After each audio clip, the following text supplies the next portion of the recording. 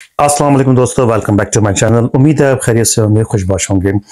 अगर आप किसी भी टेक्निकल एरिया में आपने काम किया हुआ है, आप चाहे civil, electrical, mechanical diploma holder हैं, इंजीनियर हैं, आपने एज अ टेक्नीशियन के तौर पे काम किया हुआ है, चाहे आपने जॉब की हुई है सऊदी में, यूएई में, कतर में, ओमान में या इंडिया, पाकिस्तान, बांग्लादेश, श्रीलंका में, आपके पास इन तमाम एरियाज में से किसी भी टेक्निकल एरिया का एक्सपीरियंस है और आप चाहते हैं कि आपको यूके में या यूरोप में आपको इजीली जॉब मिल जाए, तो वो ऐसी कौन सी प्रोफेशनल क्वालिफिकेशन है जो कि आपको गारंटी देती है कि आपको यूके यूरोप में जॉब करना बहुत आसान हो जाएगा और 100% आपको स्पॉन्सरशिप मिलने के भी चांसेस हो जाते हैं। जी हाँ, मैं बात कर रहा हूँ चार्टरशिप की। चार्टर्ड इंजीनियर की डिमांड चाहे यूके, यूरोप, हर जगह पे बहुत ज्यादा होती है। चार्टर्ड इंजीनियर बनना इतना मुश्किल नहीं है जितना कि लोग समझते हैं, क्योंकि हमारे इंडिया, पाकिस्तान, बांग्लादेश, तमाम एशियन कंट्रीज में ये कॉन्सेप्ट है कि चार्टरशिप लेना काफ़ी मुश्किल होती है, क्योंकि इसके लिए आपको बहुत हाई क्वालिफिकेशन चाहिए। आपने इंजीनियरिंग की हो, साथ में आपने मास्टर्स भी किया हो, और मास्टर्स के बाद भी फिर आपको एक पूरा एक प्रोसीजर होता है जो कि आपको पास करना होता है। देखें, प्रोसेस तो काफ़ी थोड़ा सा लेंदी है, लेकिन it's not as much difficult as people think. Chartered engineer बनने के लिए आपको फर्स्ट ऑफ ऑल या तो आप क्वालिफाइड इंजीनियर हो, आपके पास डिग्री होल्डर हो, आपने पास मास्टर्स किया हुआ हो, या फिर अगर आपने डिप्लोमा किया हुआ है तो आपके पास सिग्निफिकेंट एक्सपीरियंस हो। तो ये तमाम जो चीज़ें हैं ये इसकी प्री रिक्विजिट में आती हैं। इसके लिए आपको सिर्फ एक छोटी सी रिपोर्ट लिखनी होती है, जिसको आपने जो है वो जिन कॉम्पिटेंसीज एरियाज में खुद को प्रूव करना होता है, and then you just only need a face-to-face interview with those people who are basically responsible to qualify you। तो ये रिपोर्ट और इंटरव्यू, ये सिर्फ दो मेन चीजें होती हैं, बाकी क्वालिफिकेशन आपकी जो है आप इसको जस्टिफाई कर सकते हैं।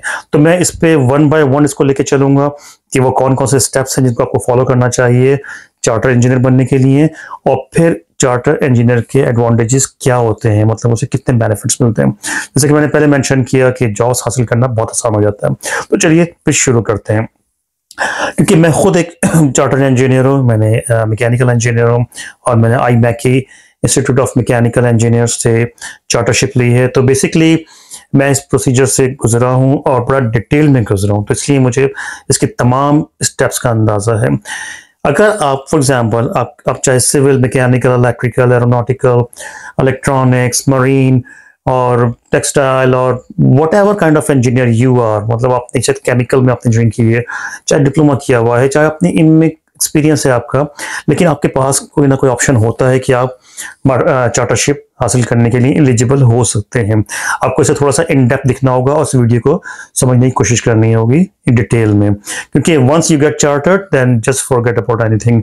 आपके लिए बहुत आसानी रहती है जॉब्स के लिए भी, और आपको अच्छी जो है वो मार्केट में आपको वैल्यू बनती है आपकी। तो अगर आपने इंजीनियरिंग की है या डिप्लोमा किया हुआ है, आप ग्रेजुएट क्वालिफाइड इंजीनियर हैं, या आपने डिप्लोमा होल्डर हैं, आपके पास एक्सपीरियंस भी है, आपने इंडिया, पाकिस्तान, बांग्लादेश, श्रीलंका और या फिर आपने मिडल ईस्ट में जॉब की हुई है, तो आपको जस्ट अप्लाई करना है अपने इंस्टीट्यूट के थ्रू, क्योंकि यूके में बेसिकली इंजीनियरिंग काउंसिल जो है वो बेसिकली रजिस्टर करती है चार्टर्ड इंजीनियर को, और इस इंजीनियरिंग काउंसिल जो होती है बेसिकली डेजिग्नेट करती है कुछ इंस्टीट्यूट्स को जो कि एलिजिबल होते हैं किसी भी कैंडिडेट को असेस करने के लिए। तो मैं बात करूंगा उन तमाम इंस्टीट्यूट्स की, यानी कि क्योंकि मेरा मेन फोकस होगा मैकेनिकल इंजीनियरिंग पे, और उसके बाद मैं आपको बताऊंगा कि कौन कौन से इंस्टीट्यूट हैं जिनके थ्रू आप चार्टरशिप ले सकते हैं। सबसे पहले आपको जानना होगा यूके स्पेक के बारे में। UK SPEC is standard for professional engineering competence.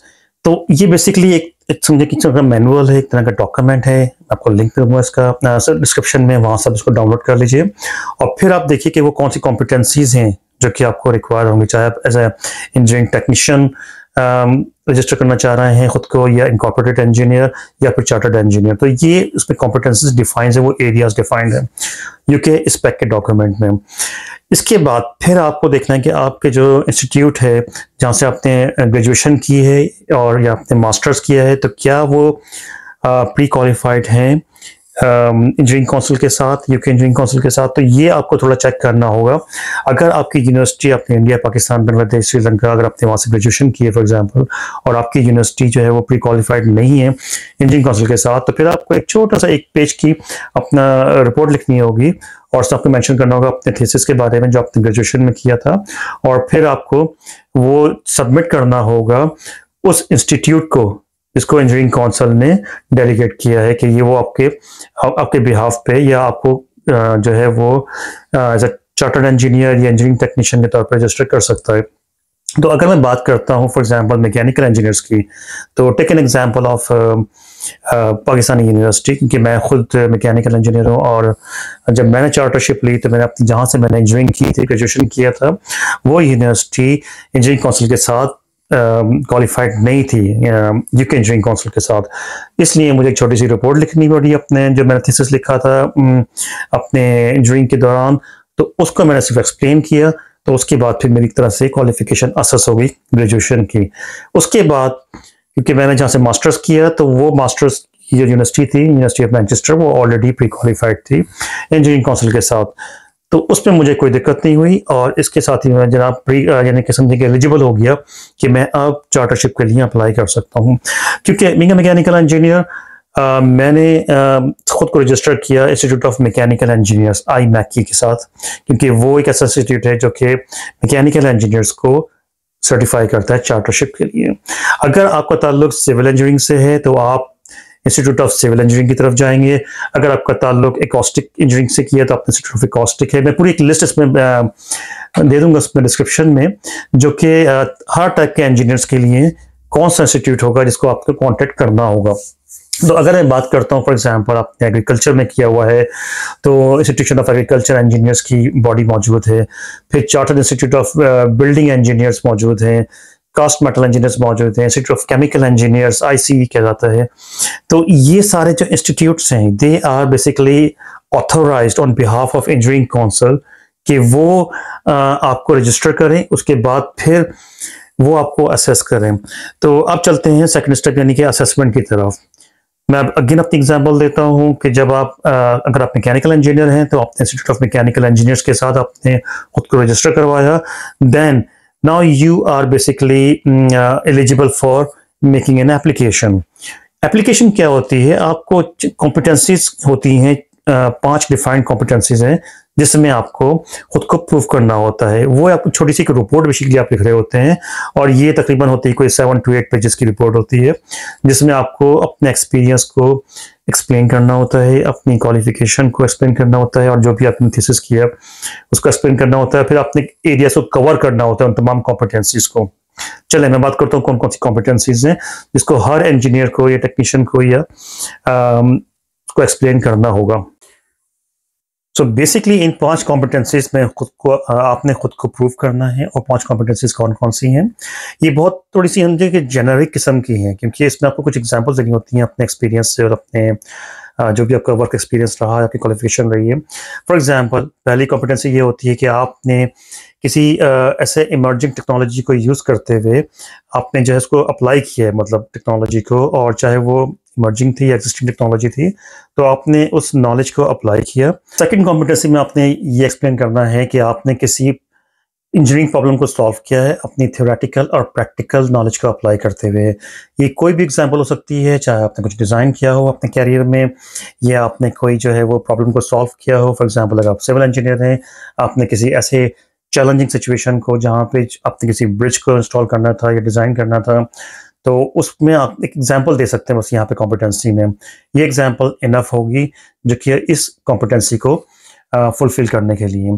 Third competency क्या है कि आपके पास जो है वो आपने प्रूव किया है अपनी कमर्शियल और टेक्निकल लीडरशिप को, मतलब आपने कोई छोटे से किसी भी ग्रुप को आपने लीड किया है, कमर्शियल साइड पे भी टेक्निकल साइड पे भी, मतलब आपने उसकी जो एस्टिमेशन की हो और फिर आपने टेक्निकली उनको सजेस्ट किया हो, उनको लीड किया हो, तो ये फिर तीसरी कॉम्पिटेंसी है। चौथी कॉम्पिटेंसी में ये है कि आपने कोई डेमोस्ट्रेट किया हो इंटर पर्सनल स्किल्स को, मतलब आपने एज अ टीम इन्वायरमेंट में काम किया है, आपने कम्युनिकेशन की है, आपने प्रेजेंटेशंस दी हैं, आपने लोगों को एक्सप्लेन किया है, तो ये चौथी कॉम्पिटेंसी है, यानी कि डेमोस्ट्रेट इफेक्टिव इंटरपर्सनल स्किल्स। और पांचवी कॉम्पिटेंसी क्या है कि आपने स्टैंडर्ड्स को फॉलो किया है, एथिक्स को फॉलो किया है किसी भी अपने पूरे कैरियर में।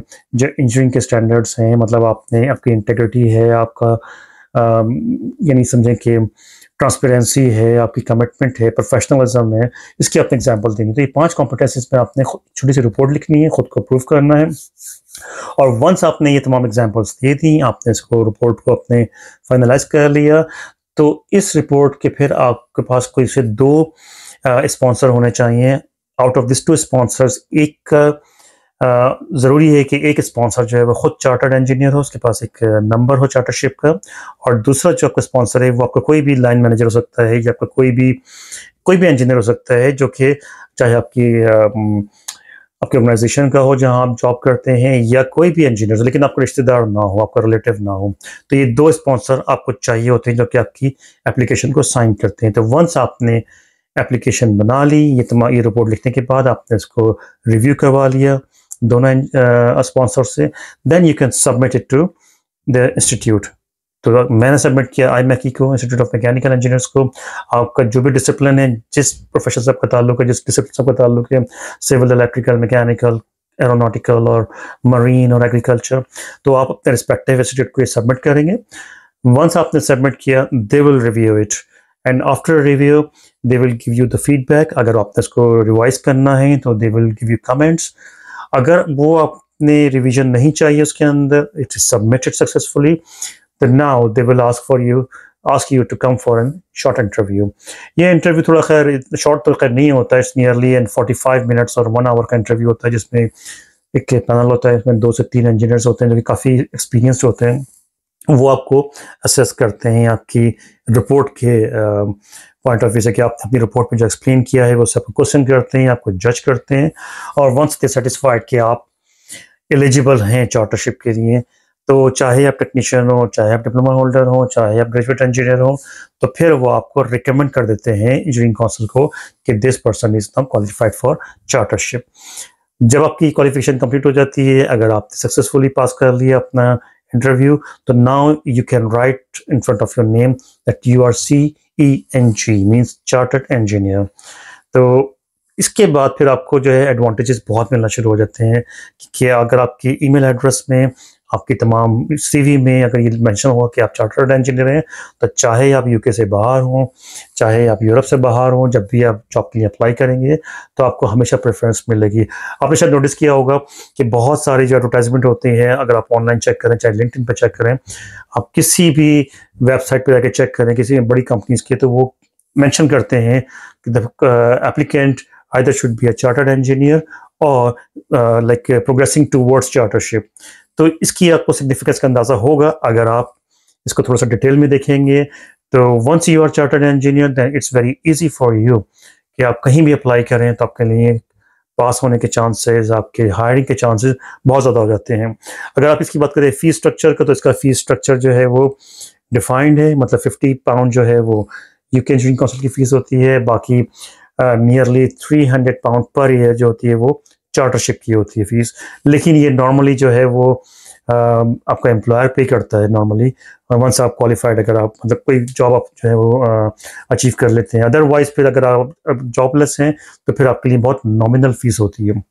इन चीज़ों को अपने जहन में रखिए, क्योंकि बहुत सारी एडवर्टाइजमेंट में आपको मिलेगा कि चार्टर्ड इंजीनियर आर रिक्वायर्ड।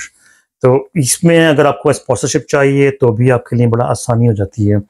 इसके बाद अगर आप जो हैं वो जितने भी इंटरव्यूज में अपेयर होते हैं, वो आपको आपके इंटरव्यू लेने से पहले ही समझ जाते हैं कि आपकी क्वालिफिकेशन, आपकी तमाम जो एक्सपीरियंस है ऑलरेडी असेस हो चुका है, तो उनको भी डिसीजन लेने में आसानी होती है और आपके हायरिंग के चांसेस 99% हो जाते हैं।